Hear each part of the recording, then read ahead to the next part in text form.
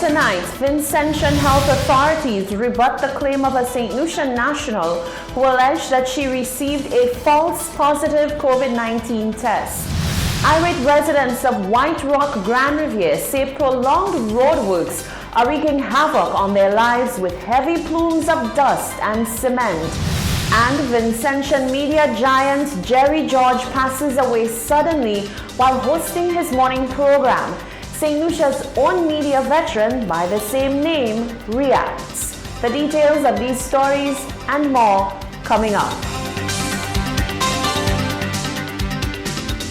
This is the Hot 7 Nightly News with Lovelace and Amy Joseph. Good night. It is Tuesday, the 4th of August, 2020. Welcome to the Hot 7 TV Nightly News. We're on Flow Channel 117. The broadcast is also being simulcast on Kiss FM, our Caribbean Hot FM mobile app, and our Caribbean Hot 7 TV Facebook page. I'm Lovely St. Amy Joseph. Thank you for joining us.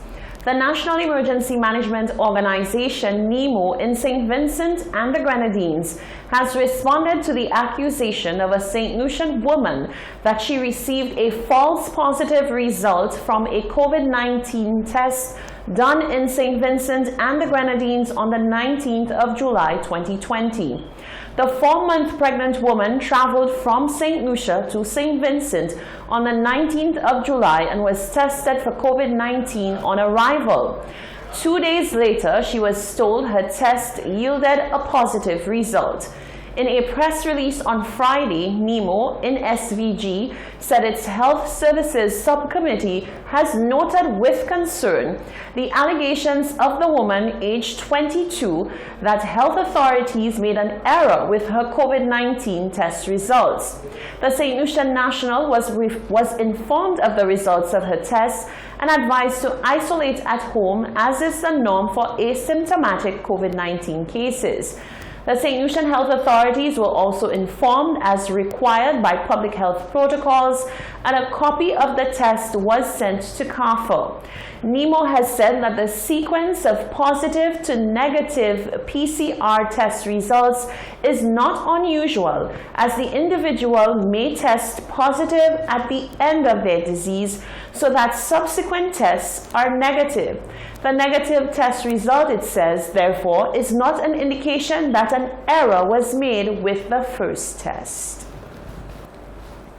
In other news, irate residents of White Rock, Grand Riviere say they have had enough with the levels of dust and cement that infiltrate their homes on a daily basis due to roadworks. They say that for over 2 months, the road rehabilitation works have been ongoing with no end in sight. They appear to be at their wits' end and are calling on the relevant authorities to complete the roadworks so residential life in that area can go back to normal. Genevieve Gonzague reports. On Tuesday, 4th August, residents of White Rock, Grand Riviere took to the media to express their frustration with roadworks that have been ongoing for over 2 weeks. Resident Patrick Hippolyte says while the roadworks were welcomed, the impact has been horrendous. He claims that residents have been trying to contact the relevant authorities, but to no avail. Did dig the road and put cement. This piece of road here between there and, there was perfect. There was absolutely nothing wrong with it. But again, I don't know what they have to do or what they don't have to do. That is not my part. But I'm saying that we have tried our best after we are getting cement day in, day out. Inside your kitchen, as even your kettle, there is cement in it. So we tried our best to see who we can talk to. You talk to this person, the person sending you to that person. I don't know who, I don't know what, I don't know what to do. So I am saying that it reached the point where we figure out that we have to do something. And the something we have had to be bringing the media. Another resident explained that she is terrified that the mixture of dust and cement will soon begin affecting the health of the residents in the area.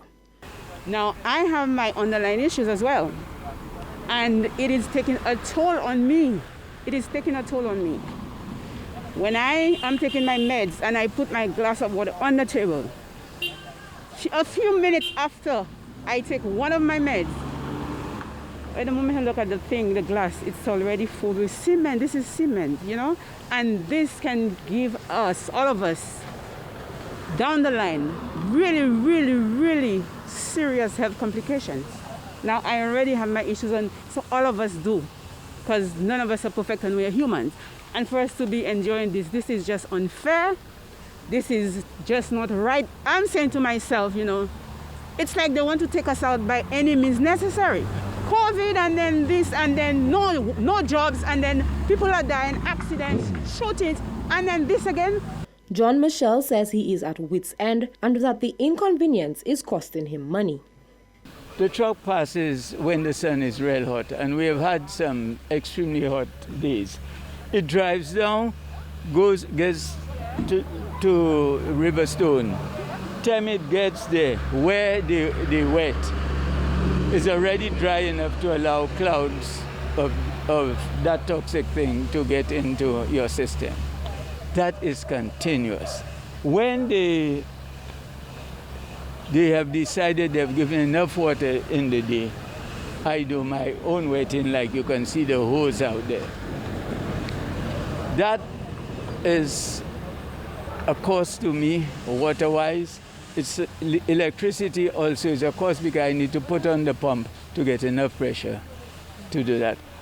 I can continue doing that if I could have heard from somebody that this torment would be over within a period. But nobody seemed like they want to commit themselves. The residents say they cannot open their windows and have to be using fans and their air-conditioned units all the time. Michel gave the media a house tour to show the accumulation of dust and cement within his home. The residents say the issue is exacerbated even more when individuals drive at high speed along the road and say they will soon take matters into their own hands by barricading the roads if the relevant authorities do not make haste to resolve the situation. Reporting for Hot 7 News, I am Genevieve Gonzague.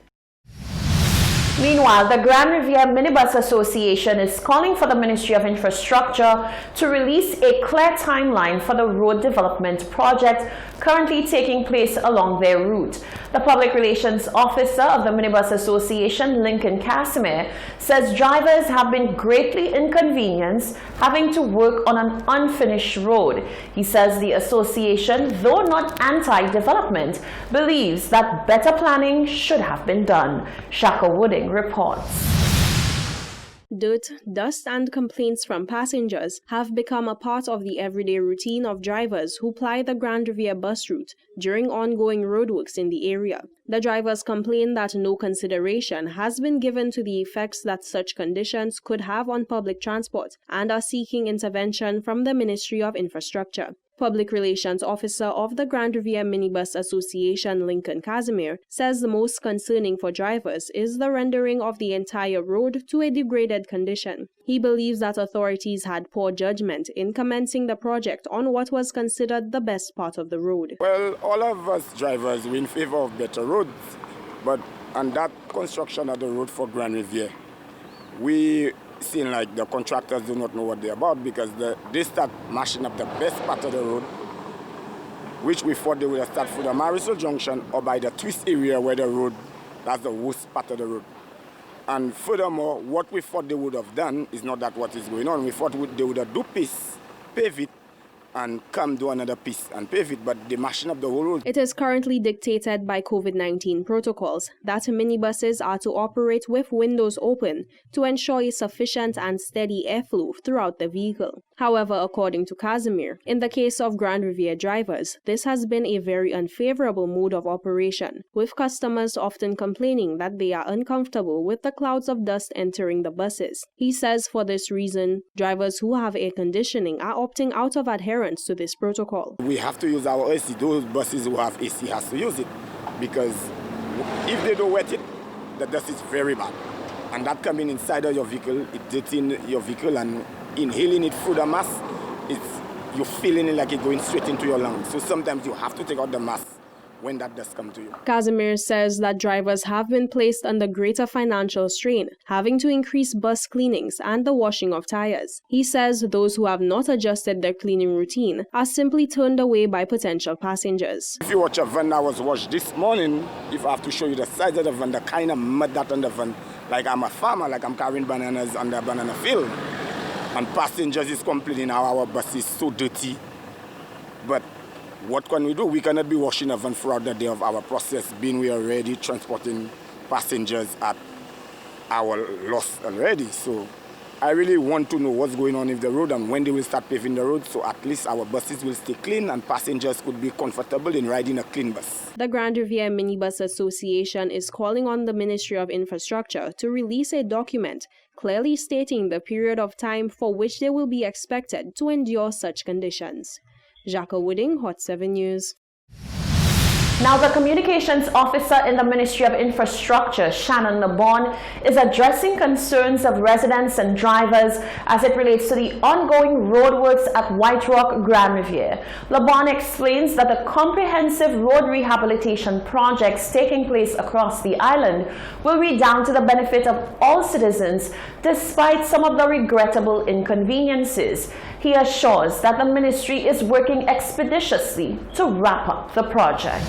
The inconveniences being experienced by the residents of the White Rock, Corinth area is part of ongoing works under the Union Corinth Grand Riviere Road Rehabilitation Project. We want to sympathize with the residents. This project has been ongoing for about 4 weeks now, and the contractor, C.O. Williams Construction, they're moving towards expediting the works to bring the project towards a successful completion. With such projects, you have varying inconveniences, so the dust, and the noise pollution being experienced by the residents is part and parcel with construction activity. We want to assure the residents, though, that these inconveniences, they're only for a short period of time and they are for the greater good. So we sympathize with them. We'll work with the contractor to see how we can get a water truck on that road to limit the dust that is being affecting the residents of that area. But very soon, they will have a brand new road, improving their value of their property and improving their driving conditions and general road safety in the area. So we want to apologize to them for the inconvenience and hope for their continued collaboration and continued support as we move to bring this project to a successful completion. That was Communications Officer in the Ministry of Infrastructure, Shannon LeBon. You're watching the Hot 7 TV Nightly News. Still to come, Vincentian media giant Jerry George passes away suddenly while hosting his morning program. An industrial impasse may be brewing between the CSA and the government. And the book bursary program draws large crowds of parents seeking support amid crucial times due to the COVID-19 pandemic. Those stories and more after the break.